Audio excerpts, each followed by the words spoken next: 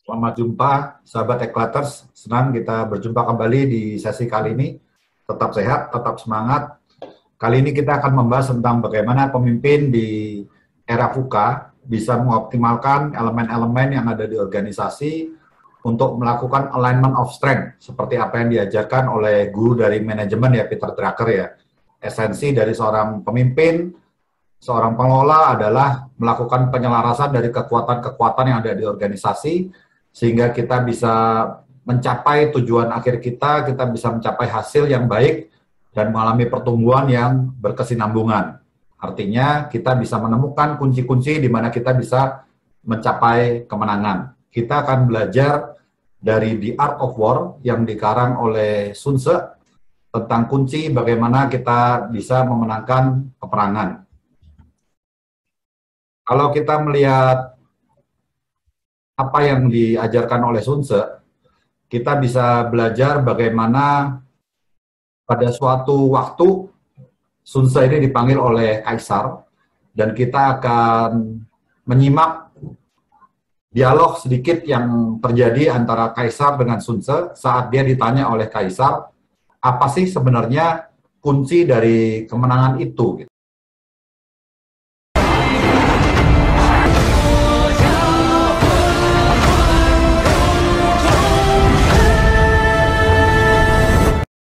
Dia kembali bertanya kepada kaisar, "Kaisar, apakah menurut kaisar kunci dari suatu kemenangan itu adalah suatu kerajaan yang mempunyai jumlah pasukan yang lebih besar?"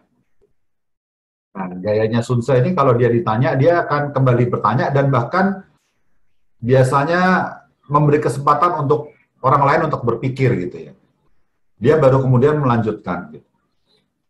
Kalau misalnya sekedar jumlah pasukan yang menentukan menang atau kalahnya suatu peperangan, kenapa harus ada korban di medan pertempuran? Tinggal kita hitung berapa jumlah pasukan lawan, berapa jumlah pasukan kita, dan tanpa perang kita udah tahu gitu siapa yang menang. Jadi pasti bukan itu penentunya.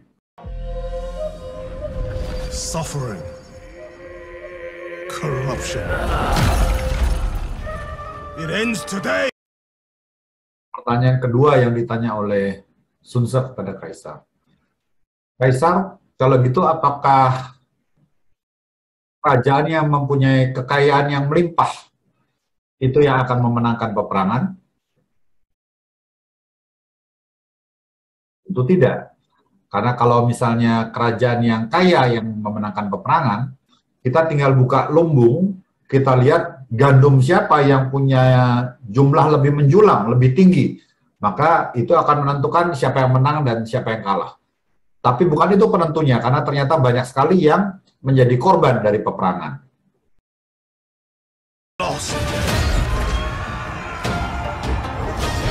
The Han must be overthrown.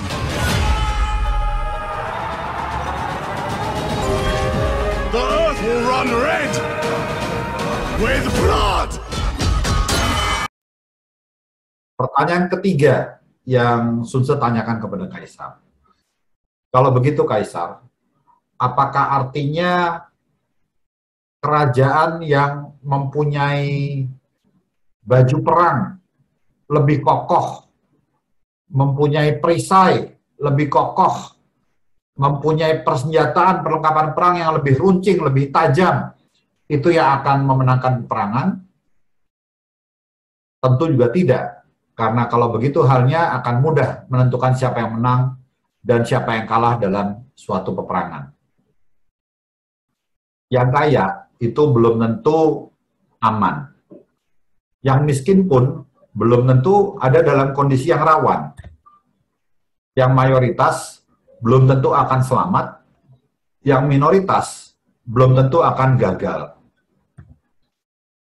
Jadi apa sebenarnya menentukan siapa yang menang, siapa yang kalah?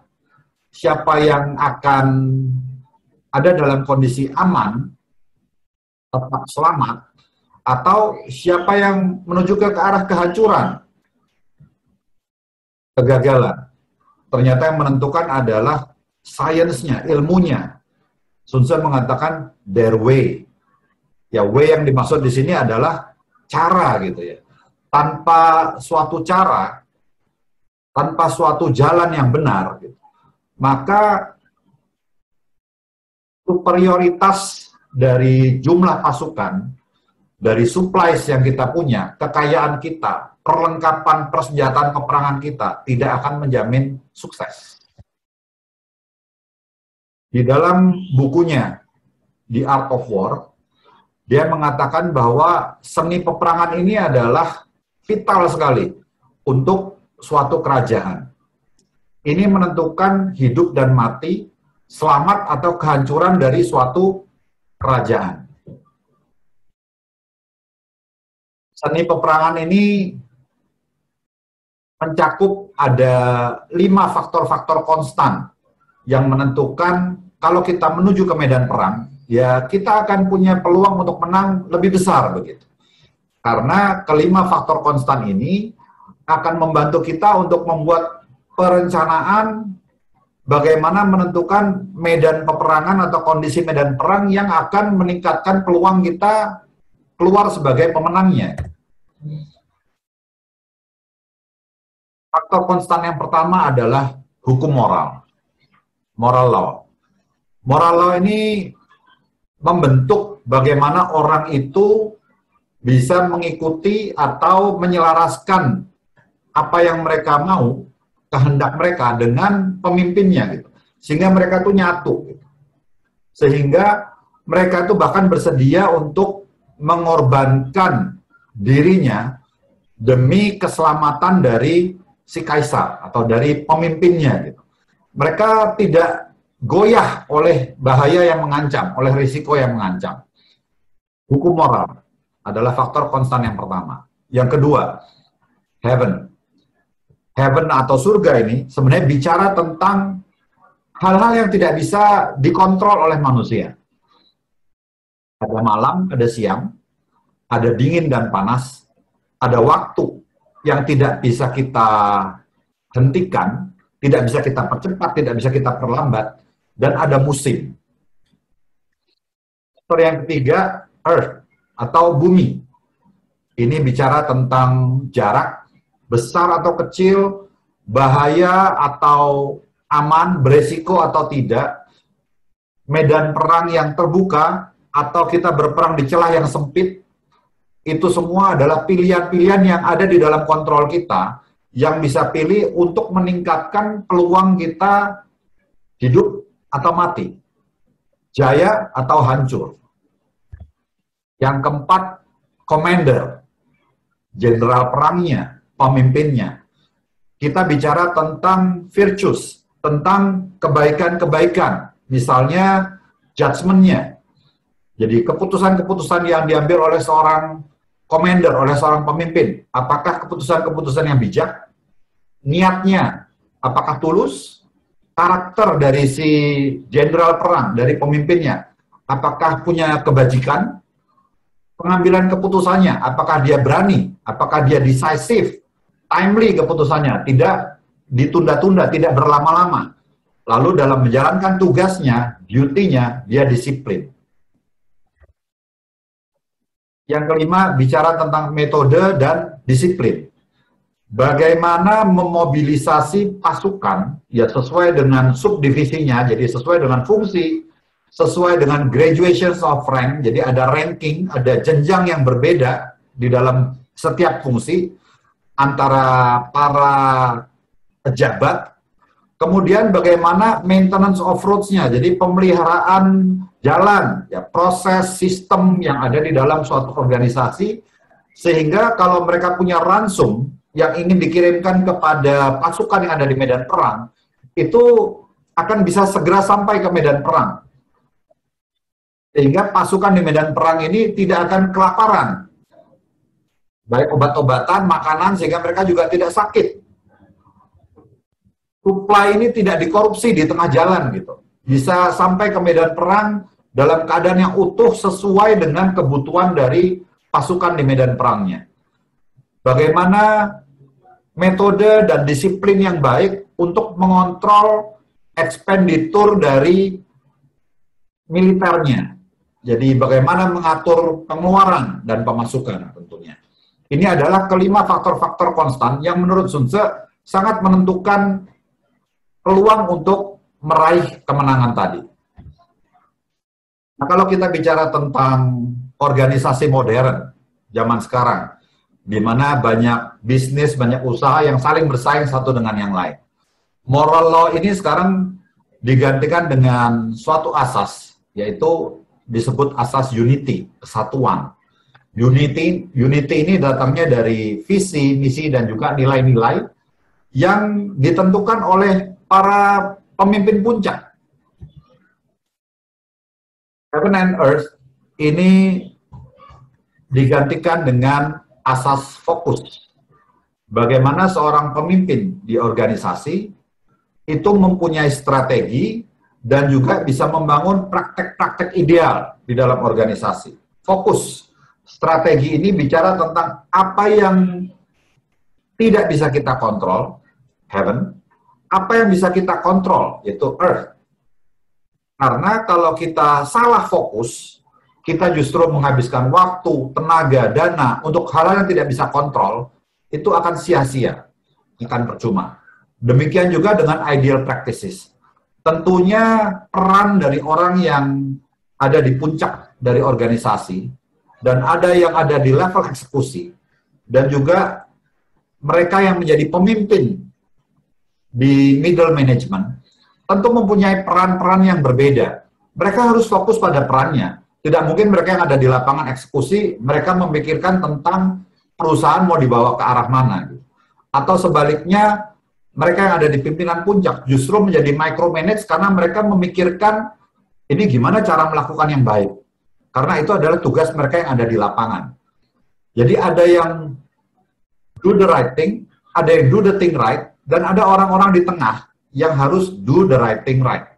Bicara tentang ideal practices yang fokus sesuai dengan perannya masing-masing. Lalu ada commander, method, and discipline. Pada organisasi modern ini diterjemahkan menjadi kapabilitas dari organisasi itu sendiri. Ada people, ada proses, dan ada sistem. Ini menjadi roda dari organisasi. Menjadi roda dari operasi suatu bisnis, suatu usaha, suatu organisasi, baik profit maupun non-profit. Dan ini semua, moral, heaven, earth, commander, method, and discipline akan menghasilkan victory, akan menghasilkan kemenangan menurut the art of war. Untuk organisasi modern, asas unity, focus, dan capability ini akan mengantarkan kepada asas sinergi, yaitu performance, hasilnya dari operating excellence tadi, dari people, proses, sistem yang capable akan menghasilkan ya suatu result, suatu performance. Dan result ini bisa kita ukur dari human capital prowess-nya, dari keunggulan SDM-nya, dari productivity excellence-nya, jadi bagaimana produktivitasnya ini di organisasi apakah optimal atau tidak optimal, kemudian dari stakeholders loyalty-nya, kesetiaan para pemangku kepentingan, baik internal maupun eksternal, dan akhirnya adalah financial robustness, atau kekokohan kestabilan dari sisi keuangan, dari sisi finansial. Dan results ini atau performance ini tentu harus dievaluasi. Dan kita melihat ke elemen yang ke-10, yaitu Kaizen. Di bagian mana kita perlu melakukan continuous improvement. Jadi ada 10 elemen di dalam organisasi, yaitu visi, misi, nilai-nilai, strategi, dan ideal practices. Kemudian ada people, proses, sistem, performance, dan Kaizen. Itu adalah ke-10 elemen di organisasi yang perlu di fine-tune, perlu dikalibrasi oleh seorang pemimpin. Dan ini semua adalah bagian dari keempat asas organisasi yang berkelanjutan. Kami menyebutnya 4 tenets of viable organization. Jadi ini adalah keempat asas dari organisasi modern yang selaras dengan apa yang diajarkan oleh Sun Tzu dalam bukunya The Art of War, dan ini akan membantu para pemimpin untuk bisa mengoptimalkan elemen-elemen di organisasinya sehingga bisa tetap adaptif menghadapi era yang VUCA, era yang penuh perubahan ini, di mana setiap pemimpin ini harus bisa learn, unlearn, dan relearn sesuai dengan perkembangan zaman. Kalau kita melihat kelima elemen yang pertama dari organisasi, ada visi, misi, nilai-nilai, strategi, dan praktek-praktek ideal tadi. Sebenarnya kita bisa menggambarkan sesuai dengan warna dari sifat kepribadian manusia. Jadi ada 4 warna utama dari sifat kepribadian manusia. Kuning ini menggambarkan orang-orang yang inovatif, orang-orang yang big picture thinking, yang berpikir hal-hal yang besar gitu ya, memikirkan jauh ke depan. Nah, kita di dalam organisasi memikirkan strategic excellence. Untuk strategic excellence ini terdiri dari 2 asas tadi yang mewakilinya, yaitu asas unity dan asas fokus. Kita bicara tentang 5 elemen yang pertama, yaitu elemen visi, misi, nilai-nilai, strategi, dan praktek-praktek ideal. Di sini kita melihat ada matriks 2x2, jadi ada sumbu X dan ada sumbu Y gitu ya. Di sumbu Y kita bicara tentang asas unity, diwakili oleh ketiga elemen tadi, visi, misi, dan nilai-nilai. Yang di bawah kita bicara tentang visi, misi, dan nilai-nilai yang tidak jelas, tacit, hanya ada di kepala dari para pemimpinnya. Sedangkan yang di atas kita bicara tentang visi, misi, dan nilai-nilai yang clear, yang eksplisit, tertuang, tidak hanya disimpan di dalam kepala para pemimpin atau pemilik usaha mungkin. Kalau kita bicara tentang asas fokus di sumbu X, kita bicara tentang elemen strategi dan ideal practices. Sebelah kiri kita bicara tentang strategi dan ideal practices yang unconvincing, tidak meyakinkan. Dan sebelah kanan kita bicara tentang strategi dan ideal practices yang convincing, yang meyakinkan. Mari kita lihat di kuadran kiri bawah. Berarti visi, misi, dan nilai-nilainya tidak jelas. Dan strategi serta praktek idealnya tidak meyakinkan. Kalau kita melihat di sini, kita akan memiliki pasukan-pasukan yang do as I like. Mereka semaunya sendiri, karena tidak ada arahan yang jelas, juga tidak ada contoh, tidak ada praktek-praktek ideal yang diharapkan dari mereka. Mereka boleh bertindak semau-maunya. Nah, tentunya kalau kita bicara tentang kesempatan untuk memenangkan peperangan, kesempatan ini sangat rendah. Low chance untuk memenangkan peperangan. Mari kita lihat kuadran yang di kiri atas. Di sini visi, misi, dan nilai-nilainya clear, jelas, tertuang dengan jelas. Sayangnya, strategi dan ideal practices-nya masih tidak meyakinkan. Ini sama seperti seorang bapak yang sedang menasihati anaknya untuk tidak merokok, tapi dia melakukannya sambil merokok. Kamu tidak boleh merokok ya, merokok itu tidak baik untuk kesehatan. Tapi dia melakukannya sambil merokok. Artinya, ini sama seperti seorang commander, seorang jenderal perang, seorang pemimpin yang bilang kepada anak buahnya, kepada anggota timnya, do as I say, don't do as I do. Lakukan yang saya perintahkan, lakukan yang saya katakan, tapi jangan tiru saya. Gitu. Kalau ya, teman-teman ya, ini bukan pemimpin yang teladan tentunya, sahabat Eklaters. Mari kita lihat kuadran yang ada di kanan bawah. Artinya, visi, misi, dan nilai-nilai tidak jelas, tapi strategi dan ideal practices-nya meyakinkan. Gitu. Di sini kita melihat arahannya tidak jelas, tetapi kita bisa melihat, oh kita tahu, kita punya suatu strategi dan kita punya orang-orang yang bisa jadi teladan bagaimana kita berperilaku gitu. Kalau kita punya beberapa pemimpin gitu, kita bisa melihat, oh si A orangnya baik, dia punya kebiasaan melakukan hal ini. Si B dia punya kebiasaan, punya perilaku seperti ini. Gitu.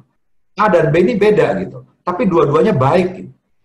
Nah akibatnya kita mempunyai pasukan yang punya mindset do as I assume. Saya tuh mesti nebak-nebak gitu. Karena tidak ada arahan yang jelas. Arahannya itu tacit, ada di kepala para pemimpin kita. Tapi kita punya contoh, kita punya orang-orang yang sangat convincing. Kita tahu apa yang menurut mereka baik untuk dilakukan, strateginya apa, dan mereka memberi contoh yang baik. Tapi mereka punya gaya yang berbeda. Tidak ada common language gitu. Sehingga kita punya pasukan yang nebak-nebak. Mereka menduga-duga, mereka berasumsi. Nah, kalau kita bicara chance to win the war, ya medium aja, gitu. Baik yang di kuadran kanan bawah maupun yang di kiri atas. Nah, yang kita harapkan sebenarnya adalah kuadran yang di kanan atas. Ini mempunyai chance untuk memenangkan peperangan yang high atau tinggi chance-nya. Karena apa? Visi, misi, dan nilai-nilainya sangat jelas, tertuang dengan jelas, dikomunikasikan dengan baik, dan ada strategi dan ada contoh perilaku yang bisa menjadi panutan. Di sini kita bicara tentang para jenderal perang, tentang para pemimpin yang walk the talk and talk the walk. Ya, bahasa Jermannya manunggaling sukmo lan rogo. Gitu ya, sahabat Eklaters. Nah, ini kita bicara tentang strategic excellence. Bicara tentang kelima elemen yang pertama dari organisasi, bicara tentang hal yang strategik, yang dampaknya itu pada masa depan gitu. Operating excellence. Jadi yang di bagian bawah dari kerangka 4 tenets ini. Kalau kita lihat dari warna sifat kepribadian manusia, bicara tentang orang-orang yang sangat conscientious. Warnanya biru. Orang-orang ini comply gitu ya. Mereka sangat comply, mereka sangat down to earth, nggak mikir yang muluk-muluk. Mereka sangat berhati-hati. Mereka memastikan pekerjaan itu tuntas, mewujudkan hasil-hasil sampai selesai begitu. Nah, operating excellence ini bisa digambarkan dengan 2 asas yang lain yang kita belum bahas, yaitu asas capability diwakili oleh elemen proses, sistem, dan people, dan ada asas sinergi. Di sini ada elemen performance dan elemen kaizen. Kita lihat di sumbu X, di sini bicara tentang pengembangan, sebelah kiri low, sebelah kanan high. Jadi kalau kita bicara tentang pengembangan proses, sistem, dan people, semakin ke kanan, pengembangan ini semakin baik. Sedangkan di sumbu Y, kita bicara tentang standar atau target. Semakin ke atas, semakin tinggi standar dan targetnya. Gitu. Nah, mari kita analisa. Atau kita melihat kinerja dari organisasi, karena kita sebagai pemimpin tadi harus mengkalibrasi, harus fine-tune elemen-elemen di organisasi ini. Kita bicara tentang suatu titik yang ada di kanan bawah. Titik ini menggambarkan titik di mana pengembangan dari proses, sistem, dan people itu tinggi. Tetapi kita juga belajar bahwa standar dan targetnya ini rendah. Tentunya pencapaian kinerjanya itu tidak produktif, sahabat Eklaters. Kenapa? Kita punya proses dan sistem dan people yang pengembangannya sangat tinggi, sangat baik, tetapi standar dan targetnya itu rendah. Tidak produktif. Orang-orang akan bore out, orang-orang akan bosan. Sebaliknya, titik yang ada di kiri atas menggambarkan posisi di mana kita mempunyai development dari proses, sistem, dan people yang cenderung rendah. Tapi kita punya standar dan target yang tinggi. Apa dampaknya ini, teman-teman? Ya, tentu saja kinerja yang dihasilkan tidak sustainable, tidak berkelanjutan. Karena orang-orang itu burn out, orang-orang itu kelelahan. Mereka tidak mempunyai kapabilitas yang memadai. Baik prosesnya, sistem, maupun orang-orangnya tidak memadai untuk mencapai standar dan target yang tinggi yang sudah ditetapkan. Jadi yang sehat, teman-teman, kalau kita bicara tentang operating excellence, kita harus bekerja secara diagonal ya, di mana kita melakukan pengembangan semakin ke kanan semakin tinggi, tetapi pengembangan ini juga harus diikuti dengan standar atau target yang semakin tinggi. Atau sebaliknya, kalau kita punya standar dan target yang tinggi, kita juga harus melakukan pengembangan proses, sistem, dan people yang baik. Maka kita bicara tentang standar yang akan terus-menerus membaik ke kanan atas gitu ya. Dari standar 0 ke standar N ke standar N+1. Di sini terjadi kaizen. Jadi kita bicara tentang elemen performance dan kaizen ini sebenarnya yang sehat adalah di sumbu diagonal, di mana akan menghasilkan sustainable growth and result. Jadi hasilnya itu akan bertumbuh dan bertumbuh dengan berkelanjutan. Tentunya para pemimpin harus memutar roda plan, do, study, dan adjust ini sehingga kinerja kita akan terus-menerus membaik. Nah, kita belajar tentang dua hal, strategic excellence yang kuning, yang banyak mimpi, banyak inovasi, sedangkan kita belajar juga tentang bagaimana bekerja dengan tuntas yang berwarna biru ini. Berarti seorang pemimpin itu harus bisa lead and manage with innovation, dengan inovasi-inovasi untuk memastikan strategic excellence-nya baik, untuk memastikan masa depan yang cerah, desired state yang menjanjikan. Sedangkan kita juga sebagai pemimpin mesti bisa lead and manage to completion, memastikan pekerjaan kita tuntas, memastikan operating excellence kita itu selesai dengan baik, excellent hasilnya gitu, dan berkelanjutan. Nah, kita melihat ke-10 elemen organisasi ini juga bisa dibagi menjadi dua. Kalau tadi kita dibagi dua, atas dan bawah, strategic excellence dan operating excellence. Sekarang kita bicara bagaimana kita membagi. Ada sisi teknis di dalam organisasi, ada sisi sosialnya. Organisasi itu mempunyai twin challenge, ada tantangan kembar, yaitu sisi teknis dan sisi sosial. Tadi sisi teknis kita bicara ada visi, misi diturunkan menjadi strategi, diturunkan menjadi proses dan sistem, dan tentu ini juga bisa menghasilkan kinerja, teman-teman. Tapi di sisi yang sosial, di sisi yang kanan, kita juga bisa melihat ada values yang ditetapkan di atas, dirumuskan, dan values ini harus diterjemahkan menjadi ideal practices, dan praktek-praktek ideal ini harus bisa diterapkan oleh people yang ada di dalam organisasi saat menjalankan operasi sehari-hari, menghasilkan operating excellence yang baik, dan ini akan mewujudkan kinerja yang baik. Dan tentunya harus ada continuous improvement. Jadi ada sisi teknis, ada sisi sosial. Seorang pemimpin yang baik, dia harus bisa lead with determination. Untuk sisi teknisnya, dia fokus pada hasil, tapi juga bisa lead through collaboration, di mana dia fokus pada orang. Kita perlu memastikan bahwa sisi sosial ini, orang-orang di dalam organisasi ini bisa bekerja sama dengan baik. Sebenarnya kalau kita bicara tentang sisi teknis dan sisi sosial ini, kondisi yang berkelanjutan tadi sebenarnya dihasilkan oleh sisi yang sosial justru. Teman-teman, dan banyak sekali organisasi yang justru tidak memperhatikan sisi yang ini. Mereka tidak memperhatikan pentingnya membangun budaya organisasi yang baik. Padahal justru sisi sosial ini yang menentukan pencapaian hasil yang berkelanjutan. Bayangkan kalau orang, dia tidak merasa ada meritokrasi, tidak merasa ada transparan, tidak merasa ada pay for performance. Apa yang dihasilkan tidak sesuai dengan apa yang dibawa pulang gitu. Ya, kalau meritokrasi artinya kan pay for performance, teman-teman ya. The more value we create, the more value we take home. Semakin kita membawa nilai tambah bagi perusahaan, ya semakin banyak dong yang kita bawa pulang ke keluarga kita gitu, supaya dapur ngebul gitu di rumah. Ya. Nah, bayangkan orang bekerja keras, berkeringat, bahkan kadang-kadang keringatnya bercampur darah gitu ya. Wah, dramatis sekali. Tapi hasil yang dia bawa pulang sama dengan orang yang santai-santai, datang ke kantor telat, baca koran gitu ya. Sehingga ya orang yang bekerja keras akan berpikir gitu ya, untuk tahun-tahun berikutnya apakah worth it apa yang saya lakukan. Ternyata hasil yang saya bawa pulang sama dengan mereka yang santai-santai aja. Yang sudah kerja keras akan jadi santai, yang santai akan berpikir wong ngene wae wis iso kok. Santai aja udah bisa. Saya dapatnya sama dengan orang yang bekerja keras. Yang bekerja keras jadi lebih santai, yang santai tetap santai gitu. Ya, jadi tidak akan sustainable. Nah, inilah kerangka yang disebut the four tenets of viable organizations yang bisa membantu para pemimpin untuk menghadapi VUCA. Bagaimana kita menghadapi VUCA, medan pertempuran yang penuh perubahan dengan perkembangan teknologi yang luar biasa, eksponensial.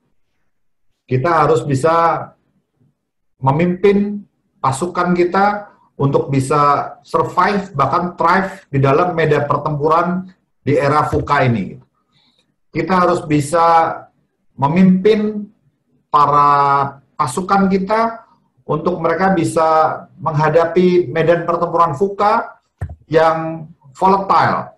Mereka bisa plan ahead, mereka punya visi yang jauh ke depan, mereka memimpin dan memanage dengan inovasi.